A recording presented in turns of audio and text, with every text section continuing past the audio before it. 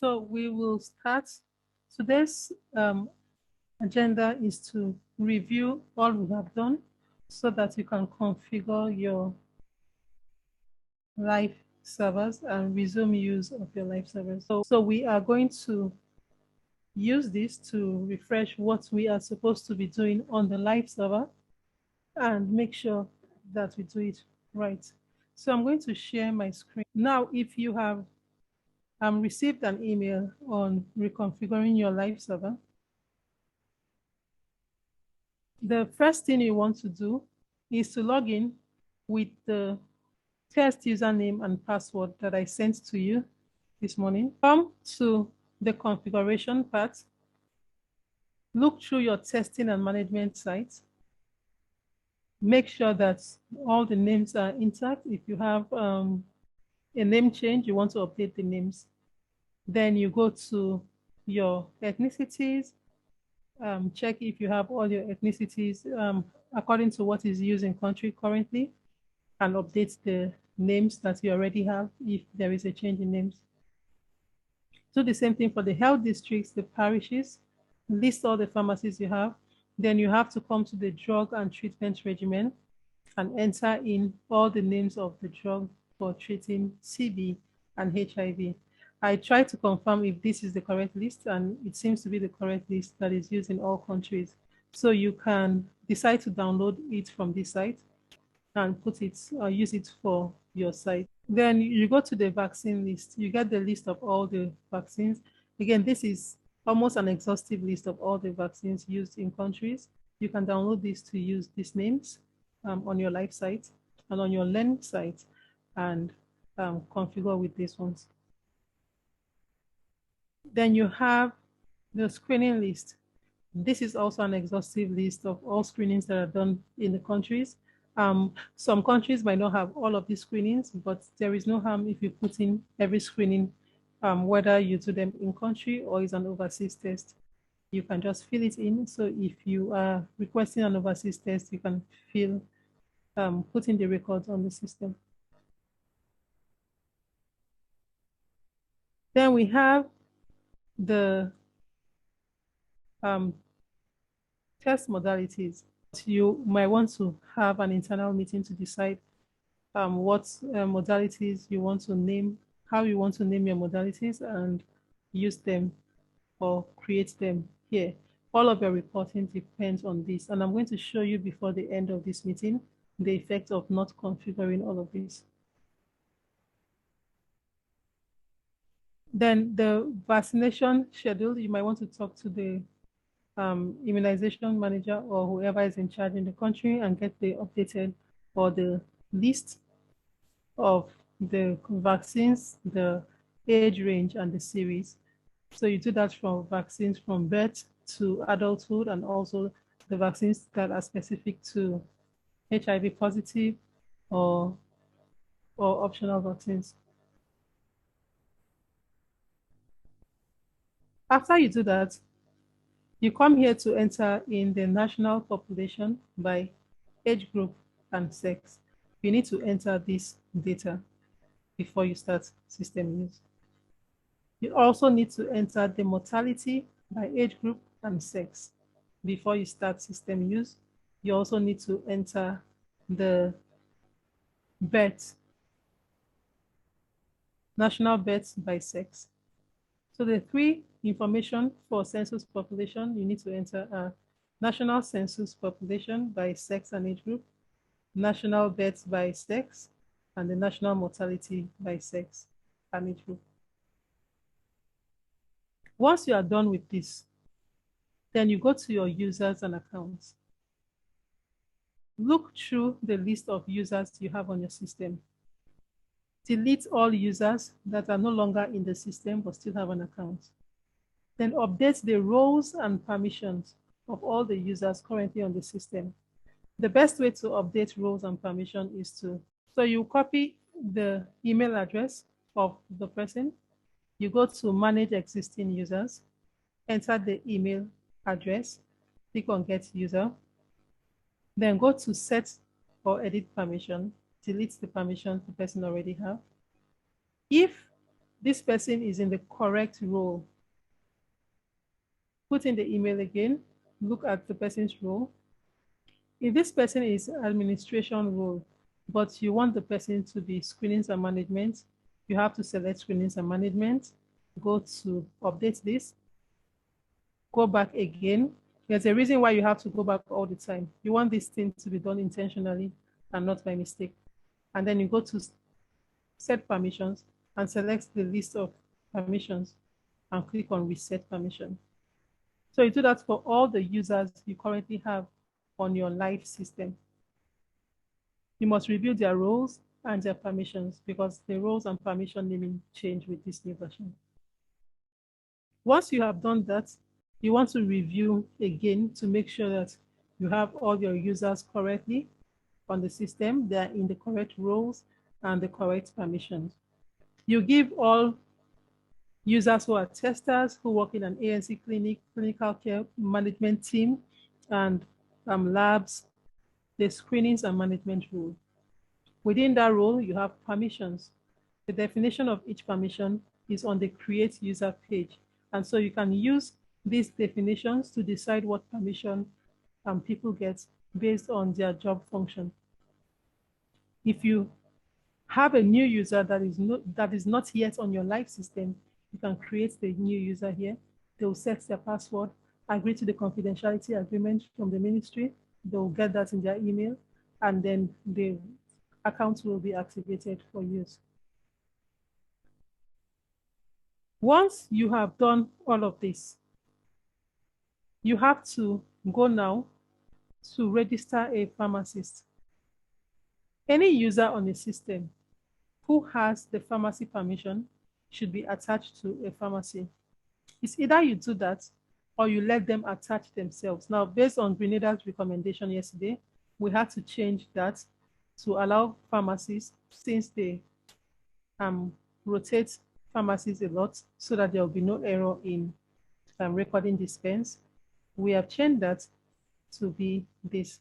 So any user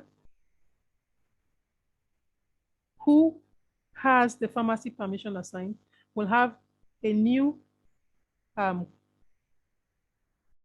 little container on the page telling them the current pharmacy they're assigned to and the option to change the pharmacy if that is not the pharmacy they are dispensing from. And the system changes it before they start using the pharmacy forms. So you can attach users to a pharmacy, or you leave the pharmacists to do the attachments themselves because they will get that on their page. If a user does not have a pharmacy permission, the user will not see that option to change pharmacy.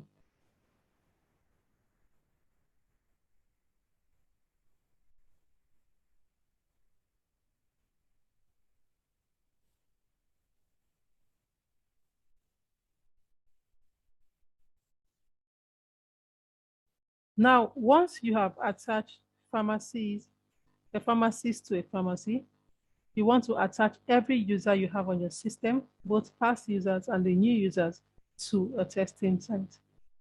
Once they are not registered in a testing site, they will not be able to use the system. So you have to attach the user. You select from the drop-down menu of users, which will populate from the users you have registered on the system. You select a site, which is going to populate from the sites you have registered from the system. You click on Assign Site, and then the user will be attached to the site. And then all of the permissions for screenings that you have assigned will be activated for them to use because the system now recognizes the sites that they are using the system from. Is there any question?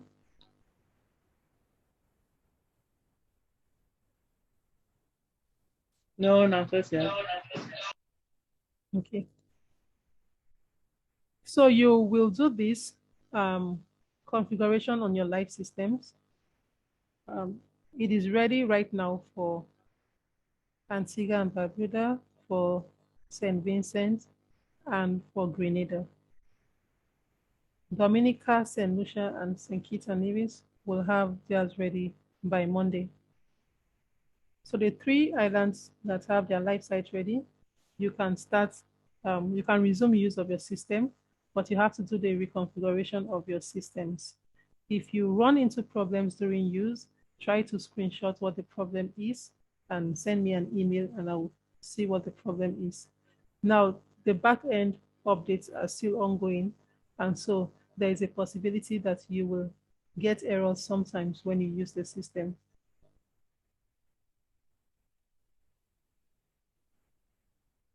Once you are done with the live site configuration, you can go to your learn site configuration. Now, on the learn site, you'll have to create all the users on that site.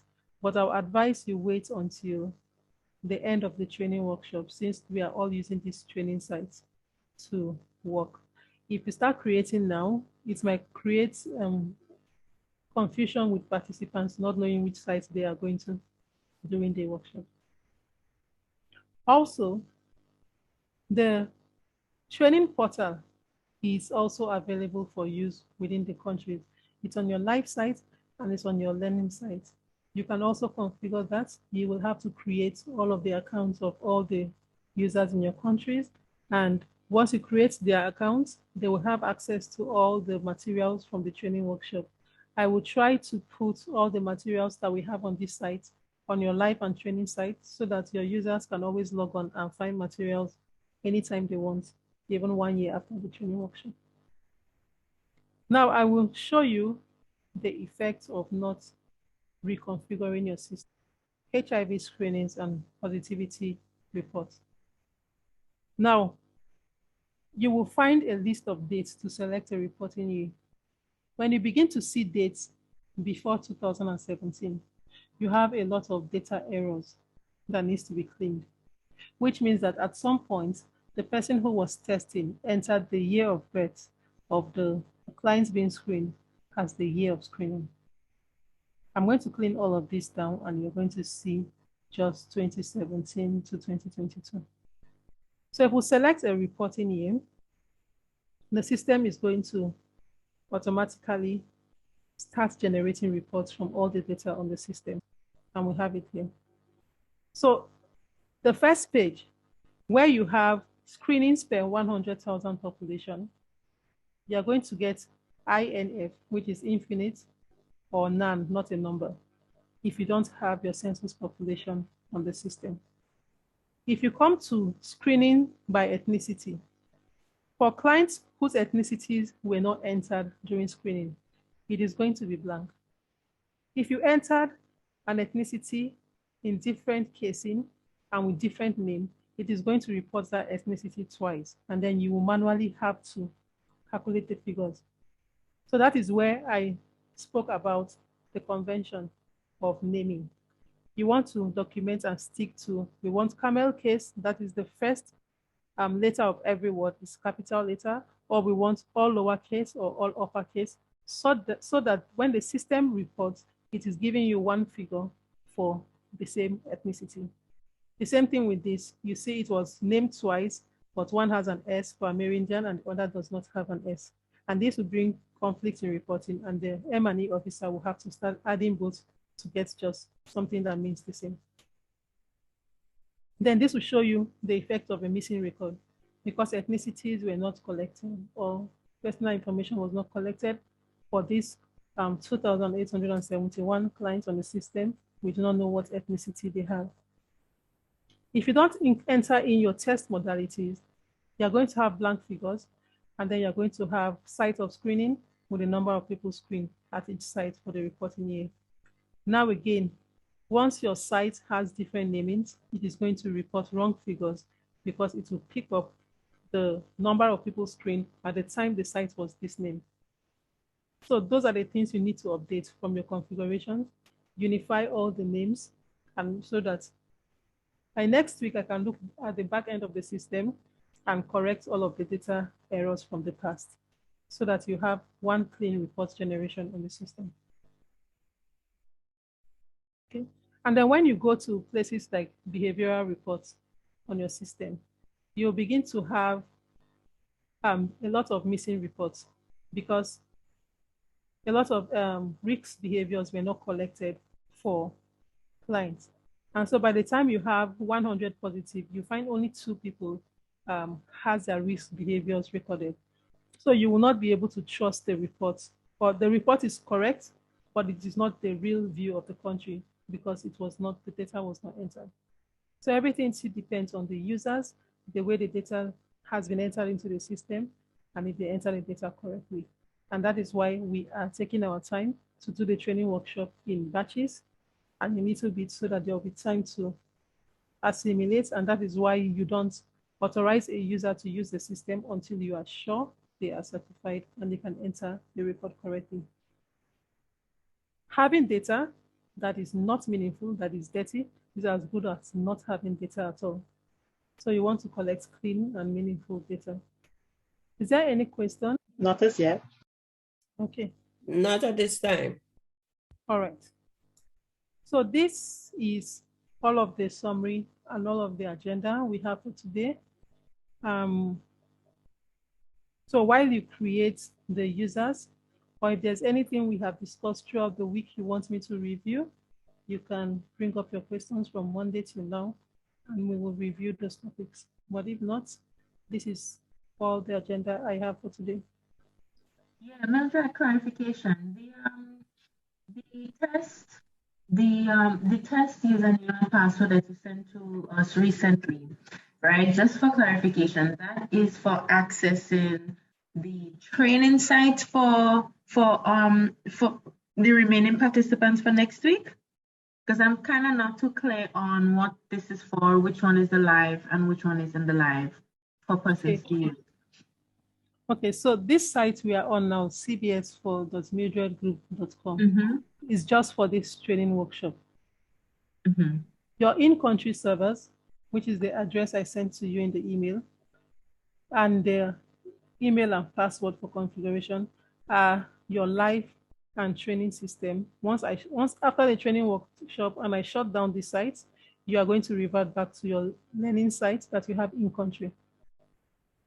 The live site you have in country is where you enter your real records. The learning site is where participants practice and try out anything, or when you are facilitating workshops in the country, you use your learning site so that all the fake and records that are not real goes to the learning, and you leave the live site for the real record and the real work.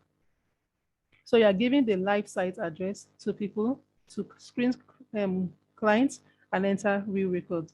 The learn site is going to replace what we are using for the training workshop now, once the training workshop is over. Is it clear now?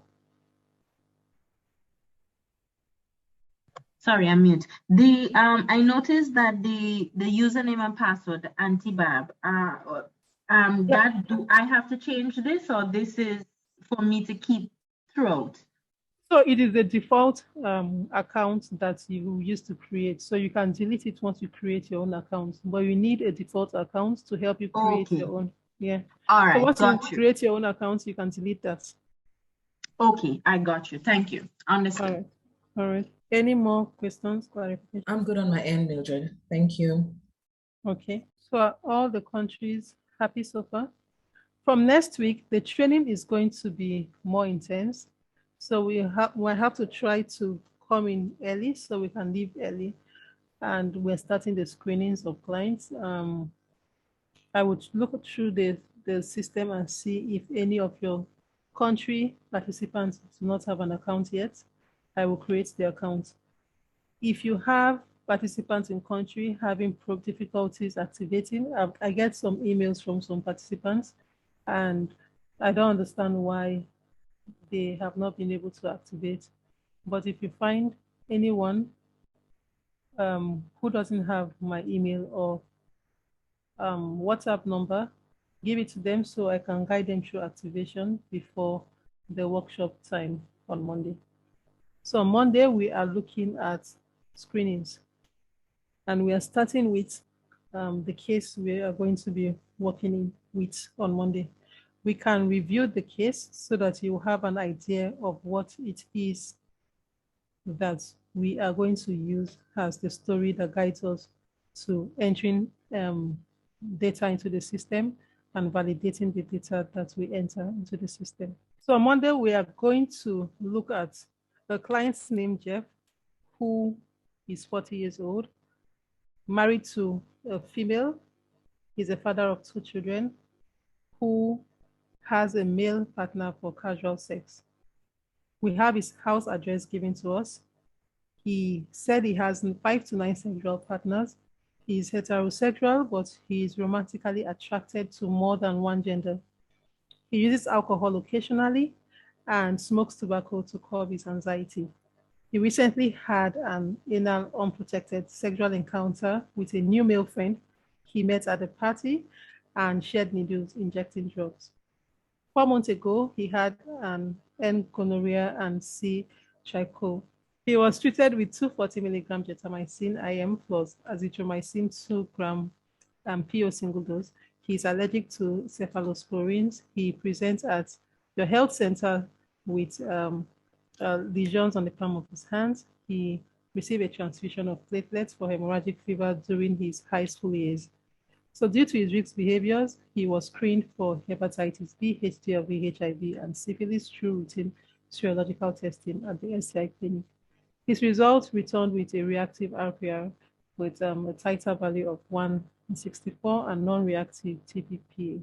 He couldn't recall being treated for syphilis previously. He was told to ask his wife and partners to come in for screening and treatment. Jeff does not want to tell his wife, but is aware that he is at risk. Now, the reason I'm showing you this story is for you to think of the participants who deal with cases like this. Send me their emails if they're not on the list already, so that I can add them to the schedule for Monday. And this is going to be our story for Monday, and we are going to follow the story to populate the system with data. I will email the story ahead of time so that you can go through them. Or the stories, we have a lot of stories we are going to use and focus on for each session. Is there any question about this? So this is where today ends, and we will see on Monday. Please try to verify the names of your participants once again. And for St. Vincent, Planned Parenthood and Caribbean Reference Lab are 2 of your major users since pilot in 2017. And I don't see any of their emails on the list of training. So you might want to inform them or invite them for the workshop so that they don't get confused trying to enter records from Monday. Any question? No. No, thank you. Okay. All right then, so this is where we end today's session. I will see you all on Monday if you are part of this care or screenings and management team. Thank you. Have a wonderful weekend. Thanks, Mildred. Have a beautiful day. Thanks, Mildred. Have a beautiful day. Take care. Okay, you too. Okay, Bye. thanks. Thank you. Bye, everyone. Have a Bye. good day, everyone.